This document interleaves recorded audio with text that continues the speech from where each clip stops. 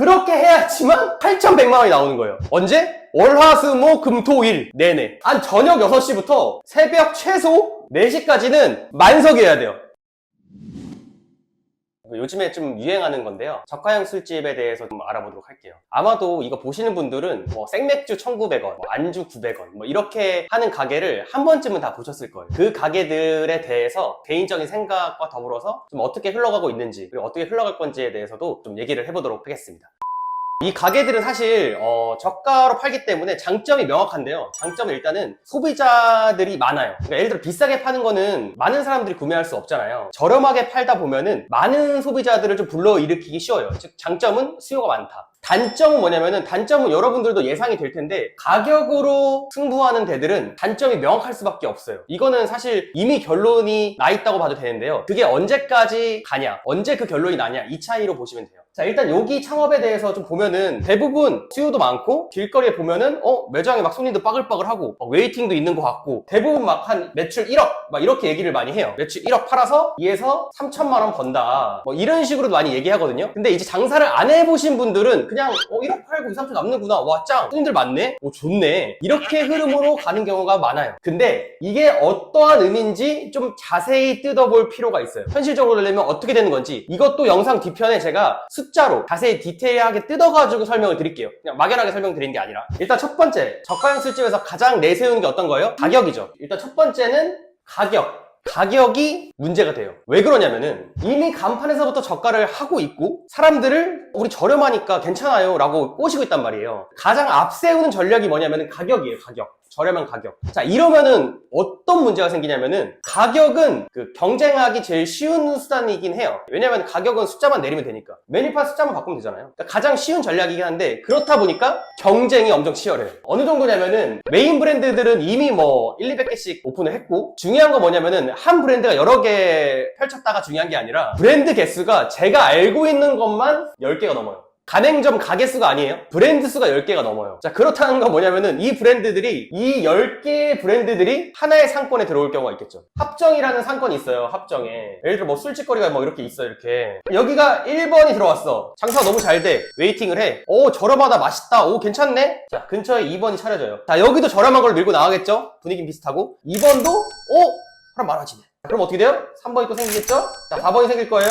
자, 5번이 생길 거예요. 가격으로는 따라하기가 쉽기 때문에 이런 현상이 벌어질 수밖에 없어요. 어떤 그 가게의 특성이 딱 들어봤을 때, 물론 가격이기 때문에. 자, 이렇게 되면은 이쯤 됐을 때부터 매출이 흔들리는 게 느껴지실 거예요. 아마도 한 3번째부터 많이 좀 느껴질 텐데, 5번째, 한 6번째쯤 들어오잖아요. 보통 일반적으로는 이렇게 열리니까 망하는 것도 이렇게 망할 거라 생각해요. 그래서 나중에 누가 살아남을 거다, 이렇게 생각하시는데, 실제로 어떻게 되냐면은, 매출을 나눠 먹다 보면은, 장사를 해보신 분들은 알 거예요. 고정비가 일정 부분 있기 때문에 그 이하로 내려가는 구간이 동시에 발생해요. 그렇기 때문에 어떻게 되냐면 나중에 한 방에 날아가는 경우가 생겨요. 이건 좀 수익 구간에 대한 얘기를 해야 되는데, 그거 너무 디테일하게 하면 어려우니까 간단히 말씀드린 거예요. 자, 이렇게 되면은 일정 부분 매출 나눠 먹기 하는 순간 이제 갑자기 다 같이 짱나는 경우가 생길 수 있습니다. 물론 이 중에 누가 하나 살아남았다 그러면은 다시 이 망가진 시장을 재편성하면서 이 시장을 독점하게 될 수도 있죠. 이건 아마도 브랜딩이 좀 돼야 돼요. 정리하면은, 첫 번째로 가격으로 너무 앞단에 승부를 하게 되면은 경쟁이 엄청나게 치열합니다. 브랜드가 10개가 넘어가는 것처럼. 아마도 제가 알기로는 계속 생기고 있어요. 요게 지금 어느 정도냐면, 사실 프랜차이즈를 제가 운영하다 보니까 이 업계에서는 지금 어느 정도 얘기가 나오고 있어요. 이게 지금 유행은 맞다, 지금 트렌드인 거 맞다, 사람들 좋아하는 거 맞다. 가장 중요한 건 뭐냐면은, 이걸 운영하는 사장님이 이걸 견딜 수 있을지, 첫 번째. 두 번째는 뭐냐면은, 이 시장이 언제까지 유지가 될지, 이거를 조금 지켜보고 있는 추세예요. 두 번째는 뭐냐면은, 아까 요 부분을 설명을 드릴 거예요. 1억을 팔았을 때 2, 3천 남는다, 뭐 이런 얘기 하잖아요. 제가 그냥 딱 숫자로 말씀을 드릴게요. 저희 우기 매장하고 좀 비교를 하면서 설명드리는 게 좀 더 이해가 되실 거거든요. 그래서 좀 비교를 해서 설명을 드릴게요. 자, 예를 들어 20평이라고 할게요. 20평.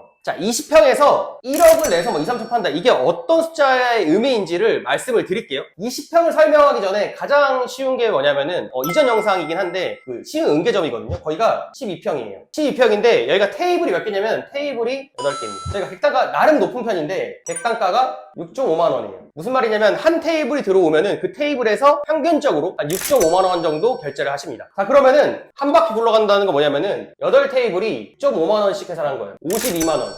자, 한 바퀴 돌렸을 때 52만 원이에요. 자, 그러면 두 바퀴 돌리면 얼마예요? 두 바퀴 돌리면 104만 원이죠. 평균적으로 두 바퀴를 돌려야지 하루 평균 104만 원이 나오고 한 달로 치면은 이게 3천만 원이 나오는 거예요. 이게 어떤 느낌이냐면은 굉장히 장사가 잘 되는 기준이에요. 장사가 잘 된 기준을 말씀드리는 거예요. 이게 지금 평균적인 게 아니라 잘 되는 기준이에요. 자, 그럼 이 두 바퀴 의미는 뭐냐면은 예를 들어 술집이니까 6시 땡 치자마자 완석. 이거는 거의 흔치 않아요. 왜냐면 퇴근을 6시 하기 때문에. 약속도 보통 6시에서 7시에 잡죠. 직장이 있으면 보통 약속은 7시부터 잡아요. 그렇기 때문에 7시부터 약속을 잡는다는 전제 하에서 한 바퀴 도는데 보통 어느 정도 걸리냐면 술집에 앉아서 얘기하고 먹고 하는데 평균적으로 2시간 정도는 잡아야 돼요. 7시부터 한 바퀴 돌면 언제예요? 9시. 자, 9시부터 한 바퀴 더 돌리면 언제예요? 11시. 7시부터 11시까지 계속 만석인 상태의 매출이에요. 자, 그 정도 돼야 돼요. 그리고 11시 이후에는 막차기 때문에 손님이 많이 없겠죠? 약간 잔잔바리 좀 있겠죠. 그리고 뭐 평일하고 금토가 차 있겠지만 평균적으로 보는 거예요. 7시부터 11시까지 갈 때마다 만석인 술집이 이 정도 컨디션이에요. 자, 그럼 20평을 동일하게 계산을 해볼게요. 20평. 테이블은 저희 기준으로는 12개 정도 나오고요. 여기 이렇게 저가형 파는 데는 보통 테이블을 많이 넣더라고요. 많이 넣는데 한 15개 정도는 들어가는 것 같아요. 저희보다는 좀 많이 넣으니까. 저희는 좀 더 쾌적함을 위해서 공간을 좀 마련하는데 여기는 일단 테이블 많이 넣어야 되니까. 자, 이렇게 했을 때 좀 비교를 해드릴게요. 테이블 12개와 15개. 20평.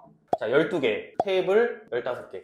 자, 저희 객단가 6.5만원. 자, 그럼 한 바퀴. 자, 78만원. 그러면은 두 바퀴 돌린 거 156만원. 자, 156만원이죠. 그러면 7시부터 11시까지 계속 만석, 월화수목금토일 기준으로 30일 영업하면 얼마예요? 대충 할게요. 그냥 한 4,600 정도 나올 것 같아요. 자, 테이블 12개에서 객단가 65,000원 세팅하고, 자, 7시부터 11시까지 계속 만석일 때 나는 그냥 가면 못 먹어 거의. 왜냐면 웨이팅 있어야 되거든요. 계속 갈 때마다 만석인 그 빠글빠글한 술집 기준으로는 4,600만원 나오는 거예요. 그러면 저가형을 볼게요. 객단가가 저희 사장님 중에 역전할머니를 하시는 분이 있는데 거기 객단가가 35,000원 나온다 하더라고요. 지금 말씀드린 여긴 어때요? 거기 역전할머니보다 더 싸죠? 그러니까 35,000원보다 좀 낮을 거예요. 3만원 잡을게요. 한 바퀴 얼마에? 한 바퀴 45만원.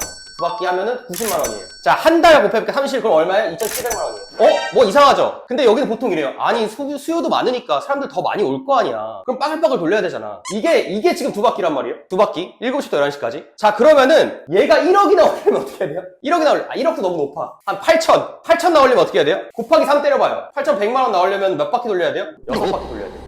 자, 술집 6바퀴가 어떤 의미냐면은 이게 진짜 어마어마한 건데 한 저녁 6시부터 새벽 최소 4시까지는 만석이어야 돼요. 언제?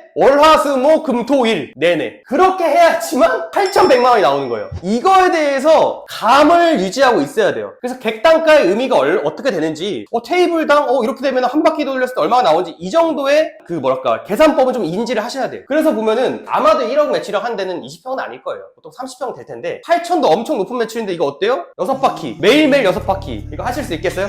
이게 진짜 쉽지가 않아요. 진짜 쉽지가 않아요. 진짜 맛집으로 유명해서 매일매일 줄 서는 집도 6바퀴는 진짜 쉽지가 않아요. 그래서 이 매출이 생각보다 어려울 수 있다.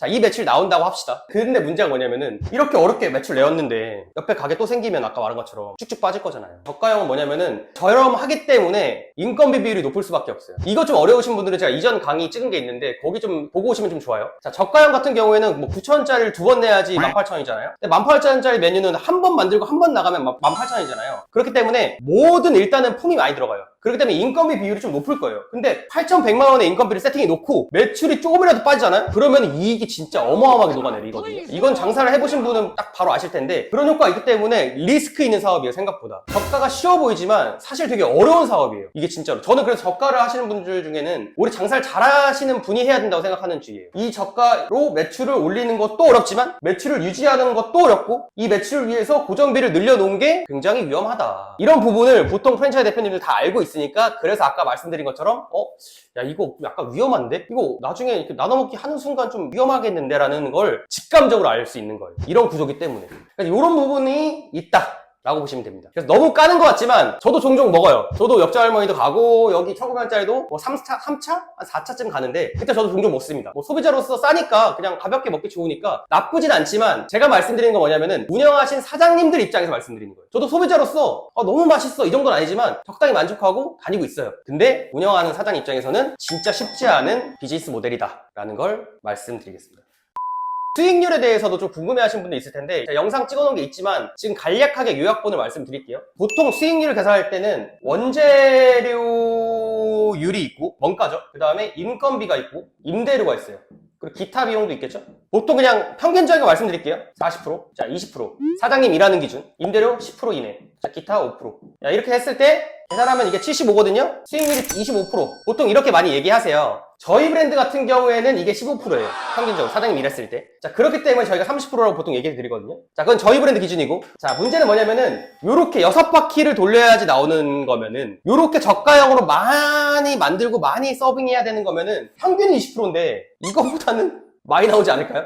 이거보다는 높을 수밖에 없어요. 진짜 타이트하게 관리하지 않는 이상 25% 나올 것 같아요. 그러면 한 25%라고 가정하고 임대료에 대신 세이브를 할 수 있지만 이거는 뭐 사실 가게마다 다르니까 이거 그냥 뺄게요. 상권이 다 다르니까. 자, 이것만 빠지면 어떻게 돼요? 이게 바로 20%까지 내려갈 거예요. 저는 뭐 운영해보진 않았지만 아마도 40% 밑으로 내려가진 않을 것 같아요. 왜냐면은 저가잖아요. 싸게 파잖아요. 그렇기 때문에 원재료가 40%보다는 낮을 것 같진 않다는 생각이 듭니다. 이건 뭐 실제로 운영하시는 분들이 더 잘 알겠죠? 40에서 한 42? 이거는 최소 가지 않을까라는 생각을 하긴 합니다. 그러니까 이 20%가 좀 위험한 게 뭐냐면은 차장님이 좀만 못 관리하면은 15% 나오거든요. 차장님 뭐 인건비를 좀 더 쓰거나 어떻게 뭐 더 쓰고 하면 15% 나올 거예요. 자, 문제는 뭐냐면 20%가 어떤 의미냐면은 매출이 한 15에서 20% 빠지는 순간 수익이 사라져요. 근데 매출의 1, 20%는 사실 계절에 따라도 다르거든요. 계절에 따라도 1, 20%는 왔다 갔다 해요, 자영업은. 수익을 15%를 남긴다는 거는 진짜 이거는 그 매출이 꾸준하게 나와야지만 사장님이 돈을 벌 수 있어요. 사장님이 진짜 만약에 뭐 성수 기준으로 인건비 세팅을 했는데 갑자기 뭐 날씨가 좀 안 좋거나 비가 너무 많이 와, 장마에 갑자기 시작됐어. 그리고 매출이 갑자기 1, 20% 빠졌어. 그러면은 수익이 녹아내릴 수 있어요. 요게 좀 리스크예요. 요게. 수익률은 이렇습니다. 그러면 제가 저가 브랜드 홈페이지 같은 데서 장점을 하고 써놓은 걸 보니까 조리 과정이 굉장히 간단하다고 하더라고요. 900원 하는 어떤 튀김기에 넣었다가 빼면 끝이다. 나는 더 할 게 없다. 그래서 인건비가 많이 안 든다고 하는데 이런 거에서도 영향을 미치지 않을까요? 이분들도 만드신 분들도 그거를 고민을 할 거예요. 그래서 말씀하신 대로 튀김기에 넣었다 빼면 끝이다. 이렇게 간편조리로 대부분 만들 거예요. 근데 메인은 그렇게 할 수 있거든요. 파구에서 볶고 지지고 하는 순간 그게 성립이 안 돼요. 그리고 저희도 이런 메뉴 있어요. 저희 튀김 메뉴는 넣어놓고 빼고 하거든요. 근데 그래도 소문 안 들 수가 없어요, 사실. 왜냐면은 뭐 세팅 좀 해야 되고 뭐 바로 튀기고 나가고 진짜 그게 다가 아니라 앞뒤 과정도 있단 말이에요. 그런 것들이 있기 때문에 물론 간소화한 거는 맞을 거지만 그래도 그걸 고려한 20%인 평균보다는 많을 가능성이 높다.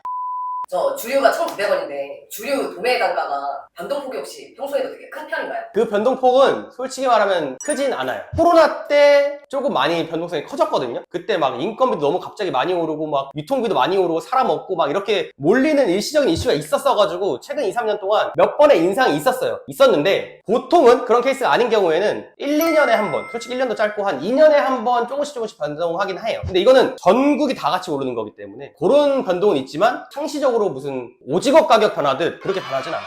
여담으로 얘기하면은 여기 1,900원 싸잖아요. 싸다는 건 당연히 저렴하게 판다는 거죠. 그래서 원래 술집 같은 경우에는 술에서 마진을 많이 남겨야 되는데 여기는 술에서 마진을 많이 남길 수는 없을 거예요. 이거는 어쩔 수 없어요. 너무 싸니까. 다음 영상에는 더 좋은 내용으로 찾아뵙도록 하겠습니다. 구독하고 좋아요 부탁드리겠습니다.